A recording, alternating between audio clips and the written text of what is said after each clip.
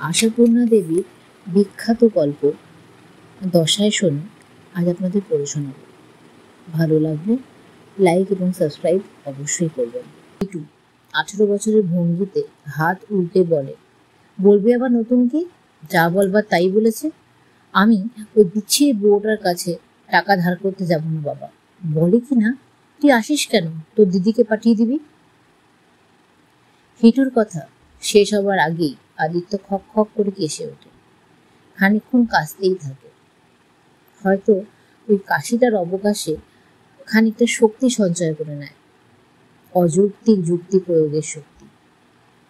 সেই শক্তি সংগ্রহ করে নিয়ে মুখ খিচিয়ে বলে, যাবি না? যাবি না তো খাবি কি? হিটু তেড়ে উঠে জবাব দেয়, বাহ, সবাই বুঝি কেবল ধার করেই খায়, আমি ছাড়া আর কে করে বাবাকে টাকা ধার এনে দেয় শুনি? বুবু, শ্যামল, রঞ্জিত, সাধন, কেউ? আদিত্য আবার কাশতে শুরু করে, কারণ কাশিটা আদিত্যর হাত ধরা। বিভা যা বলে ভুল বলে না। বিভা শুধু আড়ালেই নয়, মাঝে মাঝে সামনেও বলে বসে, কাশিটা বাবার ঘোমটা। লজ্জার কাজ করে ফেললেই বাবা এই ঘোমটাটা টেনে লজ্জা থাকে। কিন্তু ঝড়ের মুখে কি আর ঘোমটা টেকে বাবা? এরকম চোখের চামড়া বর্জিতের মতো কথা বললে বাধ্য হয়েই কাশিটা থামাতে হয় আদিত্যকে। আর তখন সে বিড়বিড় করে বলে, হারামজাদের মুখ যেন পাঁঠা কাটা ছুরি, কাট কাট, বাপকেই পাঁঠা কাটা করে কাট। এখন বিভা ধারে কাছে নেই, অতএব কাশিটা চালিয়ে যায় আদিত্য। তারপর ছেলের উপর খেকিয়ে বলে, ওদের সবাইয়ের বাপ তোর বাপের মতো তো রুগ্ন নয়। এই কথাটা শুনতে শুনতে হিটুর কানে কড়া পড়ে গেছে। স্বভাবতেই যেতে বাধ্য, উঠতে বসতে শুনছে তো। তাই হিটু এই আক্ষেপ বাণীতে বিচলিত হয়। সতেজে বলে, তা তুমি যদি ইচ্ছে করে রুগ্ন হও। কথাটা শুনে আদিত্য ঠিকরে ওঠা লালচে চোখ দুটো আরো ঠিকরে ওঠে। আদিত্য দাঁড়িয়ে উঠে বলে, কি বললি? ইচ্ছে করে রুগ্ন হয়েছি আমি? বাপের হাতের থেকে দূরত্ব বজায় রেখে হিটু তেমনি সতেজেই বলল, হয়েছ তো, অত নেশা করো কেন? আদিত্যের গলার শির আর রঙের শির দুই ফুলে ওঠে। আদিত্যের মুখটা কড়া ঝামার মতো হয়ে যায়। ধেই ধেই করে বলে ওঠে সে, আমি নেশা করি? নেশা করে রোগব্যামো ঘটিয়েছি আমি? খুব আস্পর্ধা হয়েছে দেখছি। যত বড় মুখ না তত বড় কথা। দিদি লক্ষ্মী ছাড়ির কাছে থেকে এইসব শিক্ষা হচ্ছে কেমন? হিটু অলক্ষ্য জগতের দিকে একবার দেখে ফেলে। সেদিকে দিদি আছে কিনা টের পায় না। অতএব সতেজে বলে, দিদি শিক্ষা দিতে যাবে কেন? ওই বুড়োটাই বলেছে। বুড়োটা বলেছে? বুড়োটা বলেছে আমি নেশা করি? 2 টাকা ধার করেছি বলে সুদ দূর হয়ে ব্রাহ্মণকে এত অপমান? অপমান আবার কি? সত্যি কথাই তো বলেছে। রোজই তো বলে, তোর বাবাকে নেশা টেশাগুলো একটু কম করতে বলে হিটু, তাহলে তো তোকে সর্বদা টাকা ধার করতে আসতে হয় না। বটে বটে, এই কথা বলেছে। আদিত্য যেন তার শুকনো দড়ি পাকানো চর্মাধারটার মধ্যে নিজেকে আটকে রাখতে পারে না, ফেটে ছড়িয়ে যায়। টাকা চাইতে পাঠাই তোকে। হারামজাদা বুড়ো তিজারতির ব্যবসা করছে কিনা, বস্তি শুদ্ধ লোক আর ওর কাছে ধার নিতে যাচ্ছে না। হিটু বাবারই অগ্নিমূর্তির কাছ থেকে আরো দূরে সরিয়ে চেঁচিয়ে চেঁচিয়ে বলে, তা সে কথা কি বলি না আমি? বুড়ো খ্যাক খ্যাক করে হাসে, বলে, যে ধার শোধ করতে পারবি না সে আবার ধার কিসের? ভিক্ষে বল। ভিক্ষে করে নেশা করার থেকে ট্রাম লাইনে কাটা পড়াও ভালো। এই কথা বলে। আদিত্য চোখে কানে দেখে না। হাতের কাছে পড়ে থাকা একটা চটা ওঠা এনামেলের গেলাস ছেলের দিকে ছুঁড়ে মেরে বলে, বেরিয়ে যা আমার সামনে থেকে, বাঁদর বদমাস পিচ্ছু ছেলে। লোকে তোর বাপকে গালমন্দ করছে আর তুই সেই কথা রসিয়ে রসিয়ে আমার সামনে বলতে এসেছিস? পয়সার দেমাকে বুড়ো বদমাসের মাটিতে পা পড়ছে না। আচ্ছা, আমিও মুখুজ্জে বামুনের ছেলে। হঠাৎ কথার মাঝখানে কাশতে শুরু করে আদিত্য, মারাত্মক কাশি। মনে হতে থাকে এক্ষুনি বোধহয় দম আটকে মরেই যাবে। দুহাতে বুককে চেপে রেখে শেষ ঘন্টার অভিনয় করতে থাকে সে। হিটুর বুঝতে অসুবিধা হয় না বাবা কোনখান থেকে দিদিকে আসতে দেখেছে। এই কাশি সেই ঘোমটার কাশি। হিটুর আন্দাজ ভুল নয়, বিভারই আবির্ভাব ঘটল। এতক্ষণ পর্যন্ত বিভা দাঁতে দাঁত চেপে রান্নাঘরে বসেছিল, কিছুতেই নাটকের মধ্যে আসবে না বলে। কিন্তু সংকল্পে অটুট থাকলো না। উঠে এলো, দরজার সামনে দাঁড়িয়ে বলল, মুখুজ্জে বামুনের নামটা নাইবা করলে বাবা? তোমার সেই মরে যাওয়া বাবা হয়তো স্বর্গে বসে বিষম খাবেন। আদিত্য বুকটা চেপে কুকুরে বসলো, দম বন্ধ ভাবে চেপে চেপে কাঁদতে লাগলো। বিভা এবার ঘরে ঢুকে বলল, তুমি থামবে? আদিত্য মুখ তুলে ভাঙা গলায় বলে, কাশিতে আমার পাঁজরা খুলে যাচ্ছে আর আমি থামবো? বলে, কিন্তু থেমেও যায়। বিভা ভাইয়ের দিকে তাকিয়ে কটু কড়া গলায় বলে, আবার চাইতে গেছিলি? বাহ, বাবা যে বললো। বাবার কথা হচ্ছে না। আমি তোকে বারণ করেছিলাম কিনা বল, শিগগির বারণ করেছিলাম কিনা বল। বলেছিলাম কিনা বাবা 100 বার বললেও শুনবি না? এবার হিটু 8 বছরে নেমে আসে, হঠাৎ কেঁদে বলে, বাবা বলল তোর পায়ে পড়ছি হিটু। বিভা শান্ত গলায় বলে, ঠিক আছে, যা ওখানে যাও। হিটু পালিয়ে বাঁচে। বিভা গলার স্বরে আগুন ছড়িয়ে বলল, ছি ছি বাবা, আমি ওই বেনে বুড়োর মতন বলছি, ওর চাইতে অনেক শান্তি হতো তোমার চামলাইনে কাটা পড়লে। এত নিচে নেমে গেছো তুমি, এত ছোট হয়ে গেছো। আদিত্য আরেকবার কাশবার তাল করছিল, কিন্তু মেয়ের এই অগ্নিমূর্তি দেখে সাহস করলো না। গেঙিয়ে গেঙিয়ে বলল, তুই ওই পাজি লক্ষ্মী ছাড়ার কথা বিশ্বাস করছিস বিবি? বানিয়ে বানিয়ে যা খুশি তাই বলে ও। তা বলতেই পার, সিপাইকা ঘোড়া তো, কিন্তু এ কথা হিটু বানিয়ে বলেনি তা বলে দিচ্ছি। বাবা, আবার যদি হিটুকে পুরোর কাছে পাঠাও তাহলে আমি ট্রামলাইনে কাটা করতে যাব। আদিত্য হঠাৎ একেবারে মিয়ে গিয়ে মিনমিন করে বলে, আচ্ছা বাবা, আচ্ছা, আর পাঠাবো না। মনে থাকবে? থাকবে না কেন? কেন তা তুমি নিজে বেশ ভালোই জানো বাবা, কিন্তু মনে যেন এই আমার শেষ কথা। বিভার সর্বাঙ্গ দিয়ে যেন ঘৃণা ছড়িয়ে পড়ল। চলে যাচ্ছিল, আদিত্য তাড়াতাড়ি কাঁদো কাঁদো গলায় বলে উঠল, সকাল থেকে যে পেটের মধ্যে ছুঁচো ডাকছে সে কথা ভেবেছিস একবার? বিভার মুখে একটা তীক্ষ্ণ ব্যঙ্গ হাসি ফুটে ওঠে। ওসব কথা পুরনো হয়ে গেছে বাবা, যা হচ্ছে তা তোমার একার হচ্ছে না। হিটুর কথা ভেবেছো তুমি? ভাবিনি। আদিত্য সহসা উদ্দীপ্ত হয়, তুই ভাবছিস সে কথা না ভেবে বসে আছি আমি? ভাবছি বলেই না আবার মান খুইয়ে বুড়োর কাছে পাঠিয়েছিলাম, ছেলেটার মুখের দিকে তাকানো যাচ্ছিল না তাই। আদিত্য হাতের উল্টো পিঠটা চোখে ঘষে বলে, 2 বছরে রেখে গেছে ওর মা। তাও তো বটে। বিভা সে পাঠাগার ছুরি ভাষায় বলে, তদব্দি সে তুমি একাধারে মা বাপ 2 হয়ে মানুষ করো ছেলেটাকে, সেটা মনে ছিল না।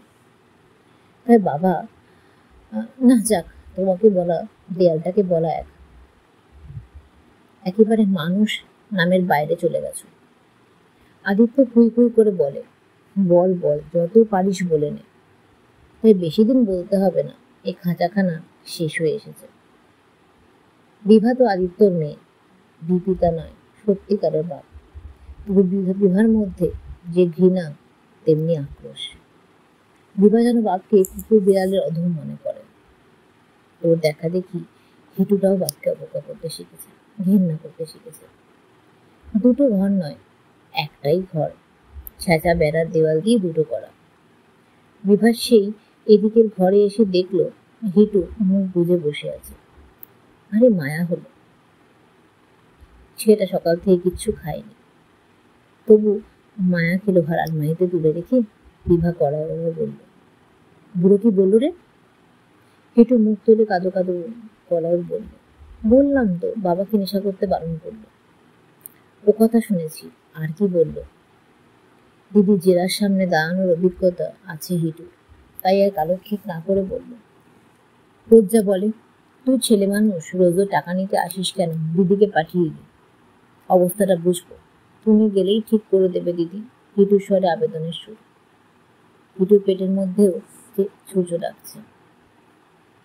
দিদি গিয়ে দাঁড়ালেই যে বিনোদ ঘোষাল 10 টাকা কেন 20 টাকা দিয়ে দেবে, সেটা ওই 8 বছরের ছেলেটাও কেমন যেন বুঝে ফেলেছে।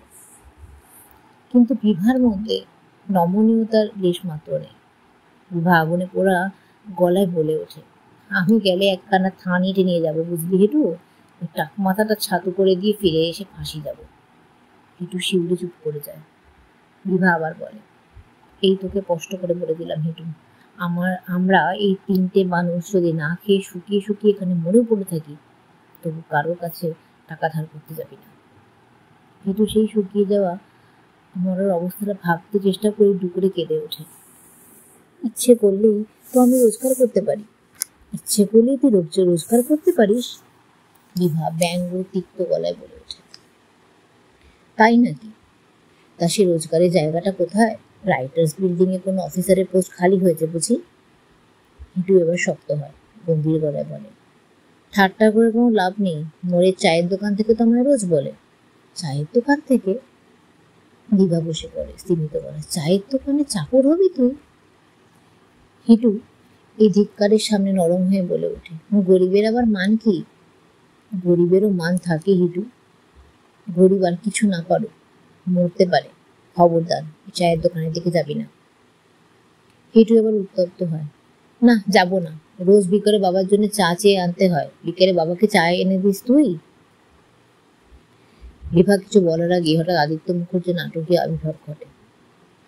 সেও ব্যঙ্গ করে বলে ওঠে, হ্যাঁ দেবে, তেমনি দয়াবতী যে মেয়ে আমার। বাপের মুখে বাসি উনুনে ছাই দিতে পারলে তাই দিত। বিভা এই কথায় হঠাৎ শান্ত হয়ে যায়। শান্ত গলায় বলে, তাই দিতাম বাবা, তুই দেবার মতো ছাই উনুনে থাকতো। কাঠমিস্ত্রির দোকান থেকে 20 আনা 4টে রেদা কুচো জেলে জেলে ভাত সেদ্ধ করা হয়, ছাই হয় না। এবার আদিত্যের কাশির পালা না, কাঁদার পালা। অতএব হাউ হাউ করে কেঁদে উঠে বলে, তবু তুমি মহারানী একটু কষ্ট করে 2 পা হেঁটে গিয়ে 2 টাকা ধার করে আনতে পারো না? ছুতরের দোকানে কাঠকুড়োতে যেতে তোমার উঁচু মাথাটা হেঁট হয় না, আর এতেই যত হেঁট হয়। তুই গেলেই ঠিক দেবে। বিভা বাপের ওই কান্নার কুৎসিত মুখটার দিকে তাকিয়ে দেখে, তারপর বলে, আচ্ছা যাচ্ছি, জন্মের শোধ তার ধার দেওয়া বোঝাচ্ছি। রং জেলে যাওয়া আঁচলের সেলাই করা শাড়িটাকে ঝেড়ে নামিয়ে পিঠের আঁচলটা টেনে শক্তভাবে বেরিয়ে যায় বিভা।